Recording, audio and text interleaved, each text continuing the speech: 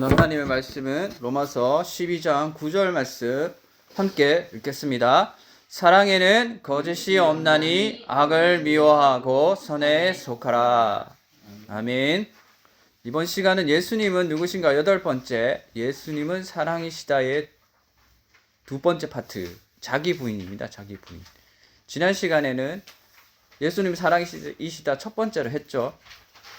말씀이 기억나는지 모르겠지만 예수님이 전하신 사랑의 본질에 관해서 진짜 깊게 묵상했습니다. 그 사랑의 특성 중에 하나가 우리 인간은 조건적인 사랑을 할 수밖에 없는데 하나님은 무조건적인 사랑을 하셨다는 것. 그리고 그것을 단번에 이해하기는 힘들다는 것을 나누었습니다. 하나님께서는 예수님을 보내셔서 우리한테 조건을 바라지 않고 무조건적인 사랑을 하셨다. 그래서 그거를 보이셨고 그 예수님의 십자가 사랑을 믿는 사람은 성도가 된다고 우리는 지난 시간에 나누었습니다.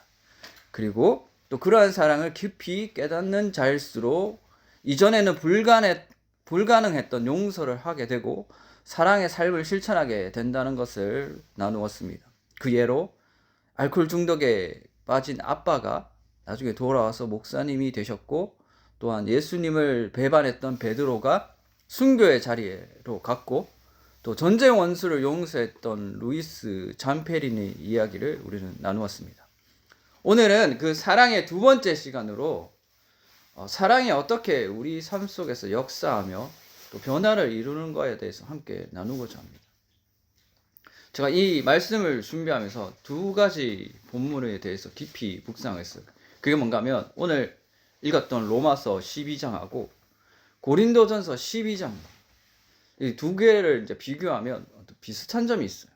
고린도전서 12장에는 그 13장에 뭐가 있죠? 사랑이 있죠. 사랑.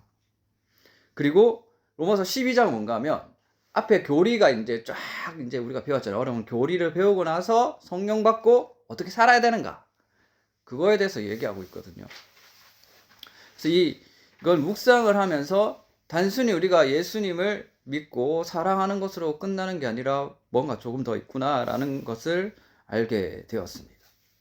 그런데 여러분, 우리가 교회를 다니고 예수님 믿게 되면 제일 많이 듣는 게 있어요. 그게 뭔가 하면 예수님처럼 사랑해야 합니다라는 걸 듣게 돼요. 그런데 여러분, 과연 우리 주변에서 정말로 그런 사랑을 하시는 분 봤습니까? 간혹 보이긴 하지만 흔하지 않는 게 현실입니다. 다만 많은 이들이 그러한 삶을 살기 위해서 열심히 노력하고 있다는 것을 믿습니다.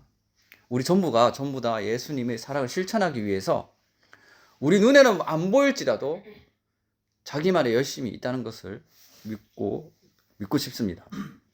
이제 질문의 방향을 바꿔서 우리 자신에게 한번 물어봅시다. 예수님 믿게 되었으니 마땅히 사랑해야 하는데 나는 그 사랑 어떻게 실천할까? 이런 생각 해보셨습니까? 나 그 사랑 어떻게 실천하지? 사실 예수님을 진정으로 사랑하고 성령 충만을 경험하는 것은 복잡한 배움이나 어려운 과정을 요하지 않습니다. 처음에 예수님 사랑하면 예수님을 끊임없이 만나고자 합니다. 이게 진짜 실제예요. 사랑하는 사람이 있으면 보고 싶은 게 정상인 거죠. 그쵸? 이게 진짜예요. 예수님 사랑한다고 입으로 백날 천날 말하는데 예수님을 한 번도 보러 안 가요? 그럼 가짜입니다. 정말 사랑하면 보러 갑니다. 보러 가요. 그 밭에서 귀한 보배를 발견하면 뭐죠? 내 재산 다 팔아서 그 밭에 있는 거 살려고 한다고 하죠. 사랑하는 것도 마찬가지입니다. 그렇게 다 팔아서 이제 보러 가는 거예요, 예수님을. 그래서 끊임없이 그분을 만나고자 하는 거, 그걸 다른 말로 뭐라고 하죠? 누가 예배라고 했어요? 예배 맞습니다. 예배 맞아요. 예배 제사입니다. 그래서 오늘 우리가 읽었는 본문 로마서 12장 있죠? 12장 1절에 이렇게 얘기합니다. 같이 읽어보겠습니다. 12장 1절 시작. 그러므로 형제들아, 내가 하나님의 모든 자비하심으로 너희를 권하노니 너희 몸을 하나님이 기뻐하시는 거룩한 산 제물로 드리라. 이는 너희가 드릴 영적 예배니라. 아멘. 이 말씀은 우리 삶 자체로 주님을 예배하라는 의미입니다. 주님을 만나라라는 의미입니다. 우리 삶을 통해서. 이 표현만으로는 다소 어렵게 느껴질 수도 있어요. 어떻게 하면 쉽게 이해할 수 있을까요? 구약시대 때 제사장이 제사 드리는 것을 떠올려 보세요. 제사 지내는 거. 제사 지낼 때 아무 곳에서나 제사 드렸습니까? 아니죠. 반드시 성전이 있어야 됐어요. 성전에서 나가서 제사를 드려야 했습니다. 지금은 어디죠? 그 성전이? 우리죠. 우리 교회. 우리입니다. 우리가 성전이기에 그 안에서 하나님을 만나야 합니다. 그리고 제사장이 구약시대 때 하나님을 그냥 만났습니까? 그냥 만나면 죽습니다. 하도 많이 죽어가지고 제사장은 하나님 만나기 전에 철저한 준비를 해야 됐어요. 일정 기간 동안 격리돼서 기도해야 되고 아무것도 하면 안 돼요. 잘못하다가는 들어가서 죽을 수가 있어요. 왜죠? 죄 때문에. 하나님하고 죄는 같이 있을 수가 없어가지고 그래서 제사장이 허리에 밧줄을 메고 들어갔습니다. 죽으면 밖에서 이렇게 끌어내야 됩니다. 들어가서 못 꺼내오니까. 들어갔다가 사람들도 다 죽으니까. 그만큼 하나님하고 죄는 양립할 수 없는 거예요. 죽어요. 그걸 떠올리면서 우리의 삶을 어떻게 준비해야 되는지를 생각해야 되는 거죠. 그렇게 준비하면서 이제 하나님을 만나려고 하는 거예요. 제사장은 또 제물을 정성스럽게 준비해야 되고 피를 뿌려야 됐어요. 짐승의 피를. 예배자하고 예배하지 않는 사람의 명확한 차이가 있습니다. 이 삶에서. 그게 뭔가 하면 하나님을 진짜로 만나러 가냐 안 가냐 이거예요. 살아계신 하나님을 만난 사람은 하나님을 정말로 만나러 갑니다. 그게 정말 큰 차이예요. 그게 인격적으로 만났냐 안 만났냐의 차이죠. 진짜 예배자는 그 만남이 정말 중요하다는 것을 알기 때문에 하나님을 의식하면서 준비합니다. 준비해요. 만날 하나님을 기대합니다. 나아가서 내 삶을 전체를 통해서 그것을 준비하는 거예요. 일주일 전체가 다 들어가는 거예요. 하나님 만날 때. 가장 강력하게 만나는 게 주일날 주일 예배이기 때문에 그 주일 예배를 준비하는 거죠. 삶을 통해서. 그래서 제사장이 했던 것처럼 우리 삶의 죄의 문제를 가지고 씨름해요. 하나님을 예배하는 사람은. 그게 진짜 예배자입니다. 그게 진짜 예배자예요. 누가 너 죄 짓지 마. 너 말씀 지켜야 돼. 이렇게 가르쳐줘서 하는 게 아니고 하나님 만나려고 자기가 갖고 있는 모든 수단을 동원하는 거예요. 저는 처음에 그랬어요. 생전 새벽 예배는 안 나가고 수요예배가 있는지도 몰랐고 금요예배도 안 나가고 주일에 오전에 1시간만 딱 억지로 드리는 사람이었어요. 근데 하나님을 딱 만나고 나서 어떻게 해요? 처음에는 하나님이 강력했어요. 임재가. 근데 그 점점 안 되는 거야. 처음에 만났는 그 하나님을 만날 수가 없는 거예요. 그래서 어떻게 했냐? 먹던 술도 끊고 담배도 안 피고 나쁜 습관 하나씩 고쳐가기 시작했어요. 그 다음에 어떻게 해요? 씨름했어요. 처절하게 무너지면서 한계를 느끼면서. 그래서 매일 하는 일이 뭔가 하면 주일 예배 아침에 와서 울어요. 왜냐면 내가 너무 일주일 동안 처절하게 살아가지고. 하나님 만나서 감격적으로 좋아서 그런 게 아니고 주일 아침에 와서 울어요. 너무 처절하게 싸워가지고. 그때 부목사님이 날 이상하게 봤죠. 아침마다 오니까. 그 처절한 전투의 결과였어요. 그러고 나서 예배 때 말씀을 딱 들으면 그 말씀 속에서 하나님이 나를 찾아와서 그렇게 상처난 나를 고쳐주시더라고요. 그게 너무 좋았어요. 그게 진짜 하나님을 만나고자 하는 사람의 그 마음가짐이고 삶의 자세입니다. 그리고 그렇게 되려면 예수님을 만났다는 실제적인 그런 경험이 있어야 돼요. 여러분 머릿속에 떠올려 보세요. 내 삶 속에 모든 그런 삶이 있어요. 이미지화 시키세요. 삶이 있는데 거기 예수님이 딱 있는 사람하고 없는 사람하고 반드시 차이가 있습니다. 예수님이 딱 서 있잖아요. 그러면 예수님을 마네킹처럼 세워놓는 게 아니고 내 삶에 관여되는 것, 중요한 자리에 있기 때문에 내 삶이 변할 수밖에 없어요. 내 삶이. 처음에는 불편해. 이 성도가 예수님 진짜로 믿는 거는, 예수님 믿는 사람은 예수님이 생각나기 때문에 불편해요. 예수님이. 예전에 유기성 목사님이 그런 말씀을 전하셨어요. 내 마음에 집이 있는데 집에 들어가면 거실에 하나님 이렇게 앉아 있어가지고 보기 불편하다고. 그전에는 내 안방에 쉽게 들어갔는데 이제 예수님을 믿고 하나님을 만나니까 집에 들어갈 때마다 거실에 하나님 이렇게 앉아 계셔가지고 무섭고 미안해서 불편했다고. 집에 들어가는 게. 이승 목사님이 그렇게 얘기하셨거든요. 성도는 그렇게 시작합니다. 예수님이 불편해요. 예수님이 의식되고. 그러면서 예수님이 왜 불편한가 하면, 예수님을 믿게 됨으로 말미암아 그 전에 내가 알지 못했던 뭐가 깨달아져요? 죄. 우리가 기독교 이해할 때 키워드만 잘 이해해도 이게 쉽게 이해가 됩니다. 먼저 하나님에 대해서. 하나님은 어떤 분이신가? 간단하게라도. 그리고 그 하나님과 다른 인간이 왜 구원받아? 인간에 대해서. 그 다음에 인간이 무슨 죄를 지었나? 그 다음에 그 죄를 예수님이 어떻게 하셨나? 그리고 그 예수님을 믿는 사람들이 지금 성령을 통해서 어떻게 하나님의 사람으로 되어가는지에 대해서 간단하게만 알아도 이 전체 이해하기가 쉬워요. 그래서 그 한 가지라도 이해가 안 되면 이 말씀 전할 때 밑에 깔려있는 기본 이게 베이스가 되지 않기 때문에 어렵습니다. 그래서 하나님, 인간, 예수님, 죄 이렇게라도 간단하게 알고 있어야지 이게 이해가 돼요. 자, 어떤 것을 우리가 이해할 때 보면 그런 게 있어요. 우리가 영화를 보잖아요. 혹시 들었는지 모르겠지만 제가 한번 이야기한 적이 있습니다. 그 영화를 볼 때 그 영화 처음에 시작할 때 뭐가 나오죠? 배경이 나오죠. 배경. 조선시대, 그럼 현대시대. 막 현대시대면 빌딩이 막 이렇게 있죠. 막 차들이 다니죠. 그 다음에 사람들이 나와. 사람들이 옷을 입고, 현대 옷을 입고, 그 다음에 그 사람들이 어떻게 해요? 서로 말을 하죠. 얘기를 해요. 그래서 그 얘기가 만들어지는 게 영화잖아요. 성경도 마찬가지예요.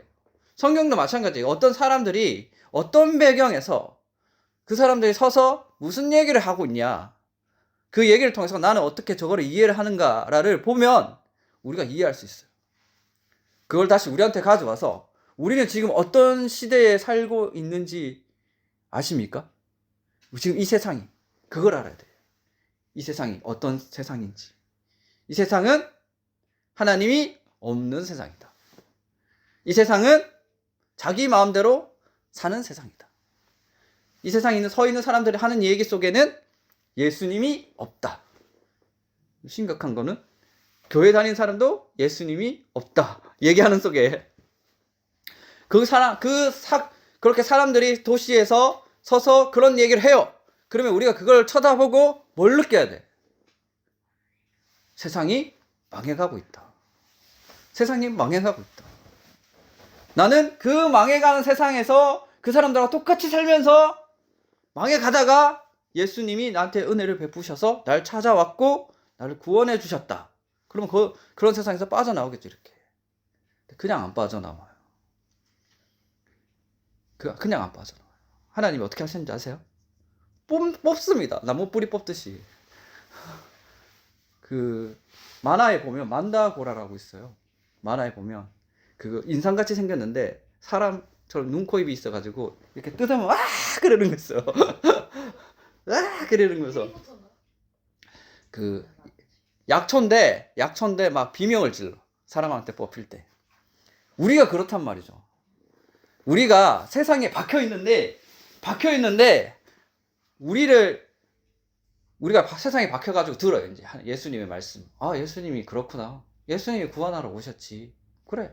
이렇게 듣다가 근데 그게 있잖아요. 그냥 머릿속에 듣고 한 귀로 흘러가요. 그런데 어떨 때 실제가 되는가 하면 하나님이 손이 나한테 딱 붙잡고 내가 고통스러울 만큼 비명을 지르는 만큼 잡아서 뜯어올릴 때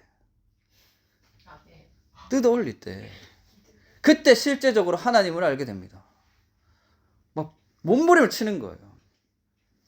그래서 처음에 예수님을 믿고 시작되는 게 뭔가 하면 바로 내가 좋게 변하고 복받고 그런 게 아니에요. 뭐가 시작되는가 하면 파괴가 시작됩니다. 파괴. 변화할 때 파괴가 시작돼요. 집 지을 때 기존의 집을 지으려면 헌집 다 부서졌게 돼요. 부수고 땅을 다져야 돼. 저 옛날에 저기 부곡동에 살 때 제일 하기 싫었던 게 뭔가 하면 뒷마당에 가서 맨날 곡괭이질 하는 거였습니다. 아버지가 텃밭을 일구려면 땅을 곱게 갈아야 돼요. 근데 지구는 쏘개가 돌아요. 그래서 땅을 파면 작년에 내가 땅을 파서 돌을 다 골라냈는데 내년에 파잖아요. 또 돌이 있어. 또 돌이 있어요. 매년 돌이 있어요. 그 돌을 산더미같이 팠어요. 3년 동안. 왜냐? 여기 이분도 가끔 팠어요. 왜요? 식물을 심어서 잘 키우기 위해서. 우리도 마찬가지예요. 가라잡기 하나님이 파괴한단 말이죠. 우리에게 생명을 주시려고 우리를 파괴시킵니다. 그리고 그걸 제일 먼저 하신 분이 누군가 하면 예수님이 먼저 본을 보셨어. 사람으로 오셔가지고. 그래서 우리가 예수님 인간이셨다라는 것을 먼저 말씀을 듣고 배운 거예요. 예수님 십자가에서 자기를 파괴시켜서 어떻게 해요? 우리한테 생명을 주시기 위해 파괴시킨 거예요. 그러면 여기서 말씀이 하나 떠올라야 돼요. 뭐가 떠오르냐면 누구든지 나를 따라오려거든 자기를 부인하고 자기 십자가를 져라. 우리도 똑같이 십자가에서 파괴되는 거죠. 파괴되는 거. 여기 이 말씀을 인간 중심적으로 듣는 사람은 자신이 굳이 그렇게 힘들게 십자가를 질 필요도 없고 예수님 따라가고 싶지도 않은데 왜 이렇게 따라가야 하느냐 생각하면서 자기 힘으로 자기 성질을 죽여가면서 따르는 것을 이해합니다. 의외로 이렇게 이해하는 사람들 정말 많습니다. 이거는 인간 중심적인 해석입니다. 이스라엘 유대인들하고 서기관들이 딱 그렇게 살았어요. 자기 열심으로 탑을 쌓아서 내 공로가 이만큼이다 사람들한테 얘기하고 또 하나님한테 이걸 자랑하려고 했어요. 내 공로 이만큼이니까 천국 가게 해주세요. 아니에요. 우리는 먼저 박살이 나야 돼요. 파괴가 일어나야 돼요. 하나님 파괴. 그게 성경에 나오는데 우리 성경 말씀 찾아볼까요? 시편 2편. 자, 찾아봅시다. 우리를 파괴하는 주님. 시편 2편 9절. 찾았습니까? 시편 2편 9절. 시편 2편 9절. 우리 같이 읽어보겠습니다. 시작. 네가 철장으로 그들을 깨뜨리며 질그릇같이 부수리라 하시도다. 아멘. 철장이죠. 창 이걸 부순다죠. 이거 우리예요. 우리를 부순다는 거예요. 우리를. 거기 말씀에 보면 이런 말도 나와요. 세상의 군왕들아. 나오죠? 어찌 헛된 일을 꾸미는가. 우리가 그렇다는 거예요. 니들이 왕이다. 헛된 일 꾸미지 마. 그런 우리를 주님께서 긍휼히 여기시면서 내가 너희들한테 하나님 나라를 이방 나라의 유업을 준다고 그 말씀에 나오죠. 하나님 나라를 줄 테니까 너희는 내게 구하라 라고 말씀을 하십니다. 근데 이상한 게 있어요. 나한테 기도하라고 구하라라고 하시면서 뭐라고 하는가 하면 그 다음에 부사요. 우리를 부숴 죽겠단 말이에요. 그 다음에 10절에 이렇게 나옵니다. 10절에 그런즉 군왕들아 너희는 지혜를 얻으며 세상의 재판관들아 너희는 교훈을 받을지어다. 교훈, 하나님 말씀을 너희가 받게 된다고. 너희가 이제 박살이 나서 너희가 이제 내가 박살 낼 테니까 이제 박살 나면서 받을 게 뭐라고요? 교훈, 하나님 말씀. 박살 나면서 받는 거예요. 하나님 말씀은 박살 나면서. 그러면서 제일 중요한 말씀을 합니다. 우리 같이 읽어보겠습니다. 12절 시편 2편 12절 우리 같이 읽겠습니다. 시작. 그의 아들에게 입맞추라. 그렇지 아니하면 진노하심으로 너희가 길에서 망하리니 그의 진노가 급하심이라. 여호와께 피하는 모든 사람은 다 복이 있도다. 아멘. 자, 여기서 그의 아들이 누굴까요? 맞습니다. 정답 잘 맞추네요. 자, 예수님한테 어떻게 하라는 거죠? 입맞추라. 그렇지 않으면 너희들은 망할 것이다 라고 경고하시죠. 이는 곧 파괴 상태로 끝나지 않고 그 파괴된 자는 예수님을 영접해서 예수님을 찾게 된다는 거예요. 예수님한테 가라고 촉구하는 겁니다. 여러분 여기서 파괴됐다는 거는 죽었다는 의미입니다. 죽었다는 거. 죽지 않았는데 죽은 척 하는 게 아니고 진짜 죽었다는 겁니다.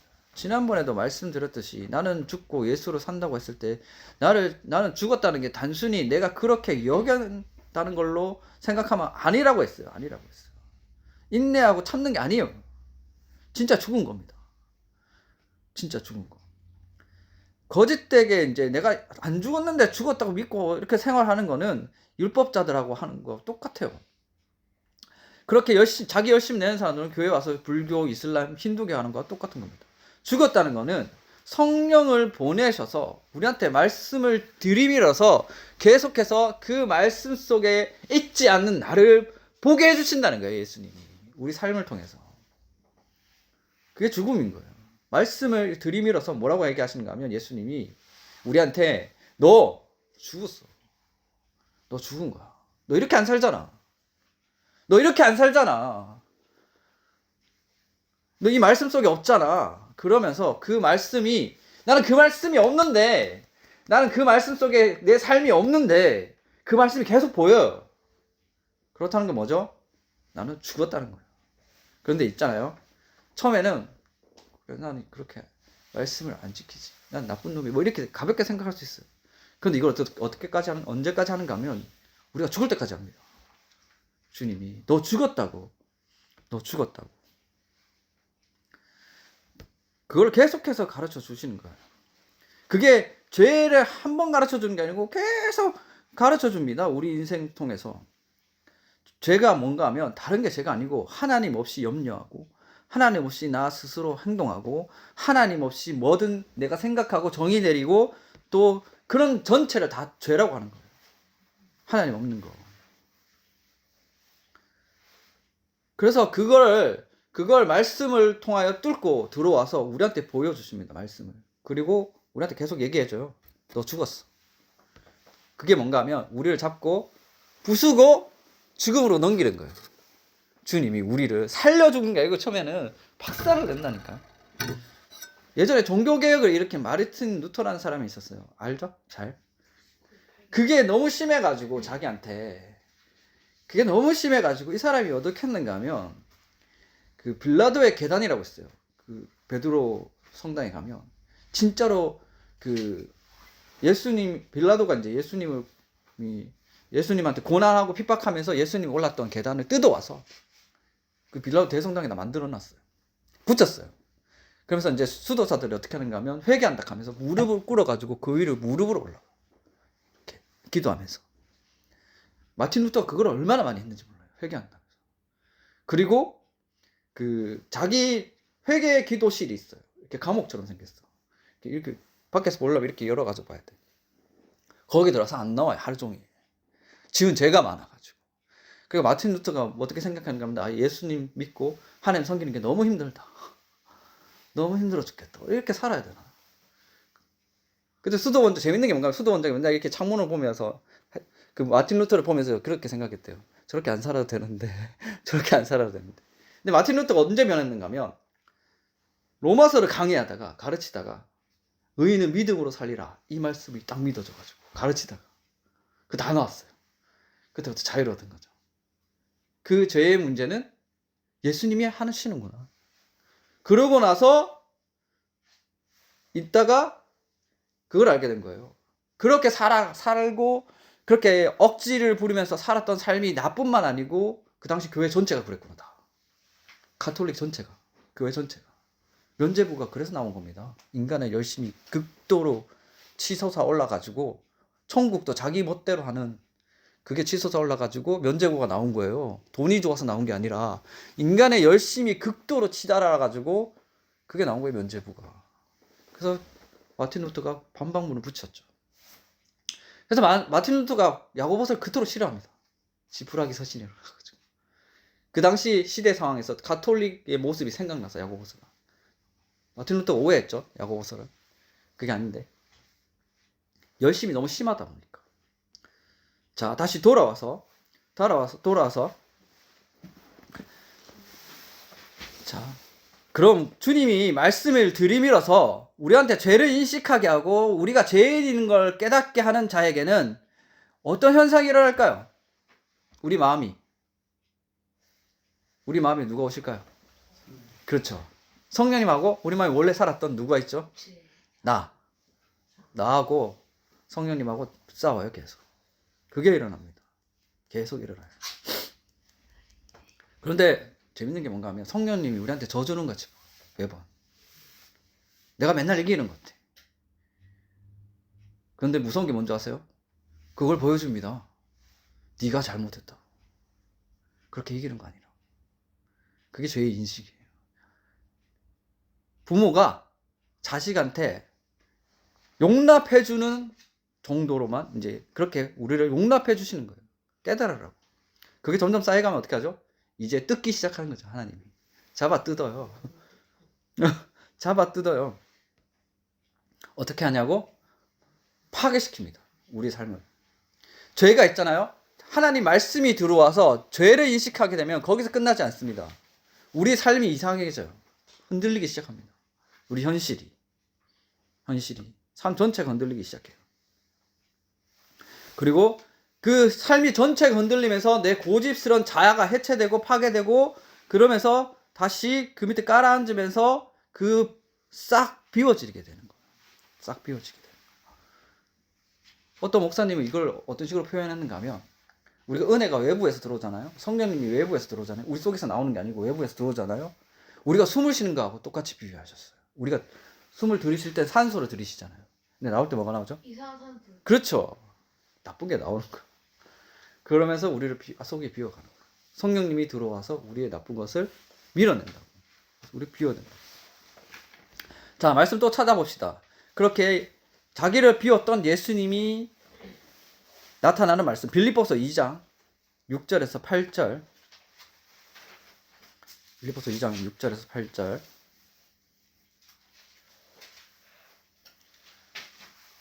찾았습니까? 우리 같이 읽어보겠습니다. 시작.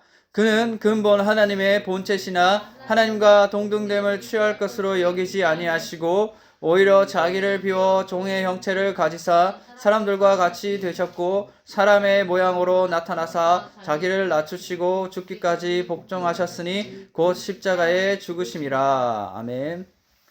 예수님께서 자기를 비워서 하나님의 뜻에 순종하는 모습 있잖아요. 우리가 그렇게 될 거라는 거예요.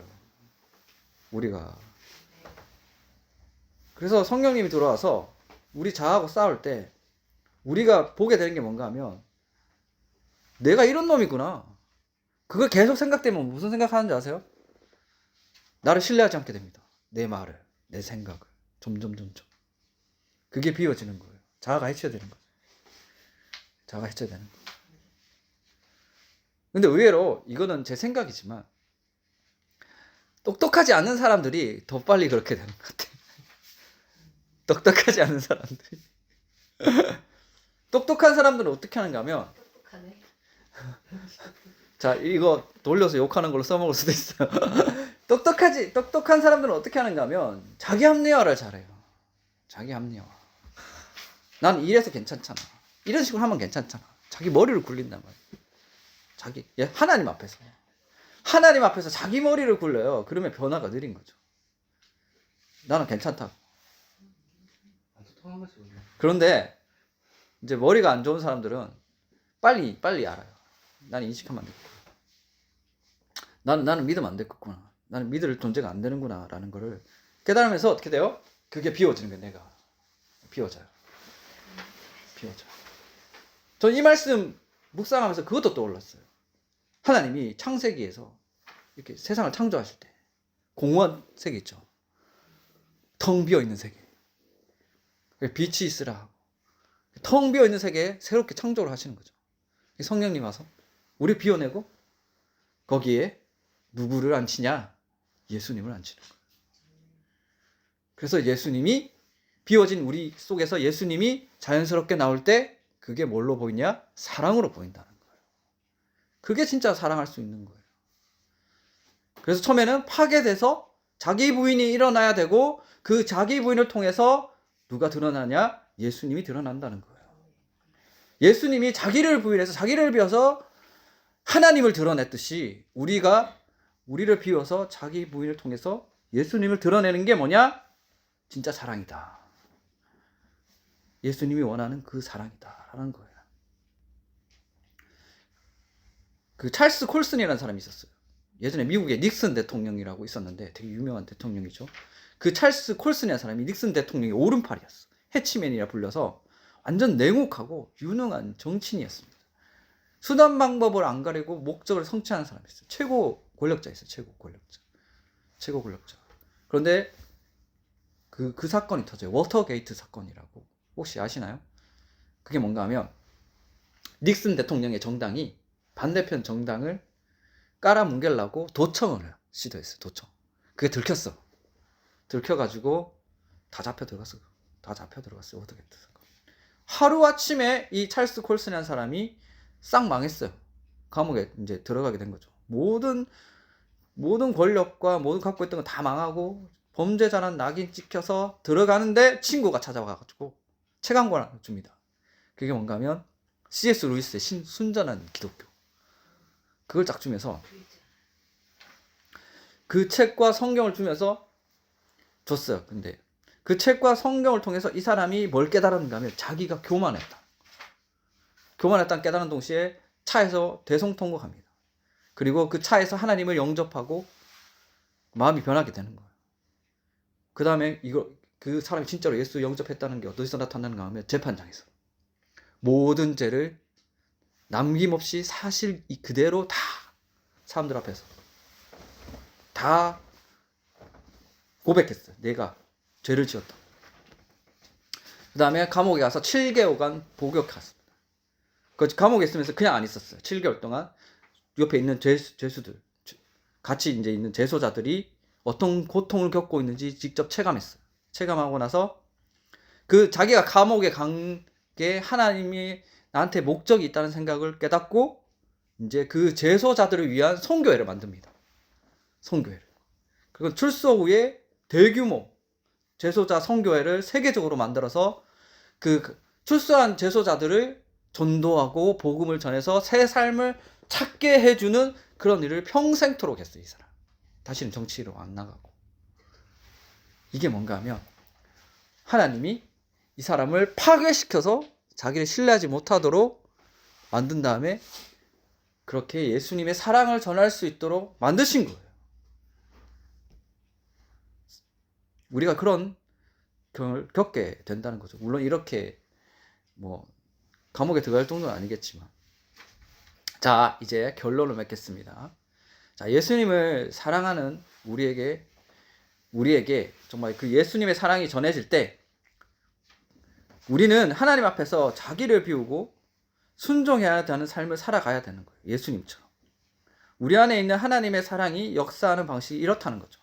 우리가 뭔가 사랑에 대한 대단한 화신이 되는 게 아니고 그 삶의 작은 삶을 하나님을 예배하고자 하는 그 작은 삶을 쌓아가면서 나에 대해서 알고 죄에 대해서 깨달으면서 자기 부인을 해가면서 점점점 천천히 변해 가는 거죠. 그렇게 살아갈 때 내 안에 계신 예수님의 사랑이 나를 통해 흘러나가는 겁니다. 이번 한 주간에도 나를 증명하려고 애쓰는 삶을 내려놓고 자기를 부인하고 내 안에 예수님께서 온전히 역사하시게 하는 진정한 예배자의 삶을 사시기를 주님의 이름으로 축원드립니다. 우리 말씀 붙들고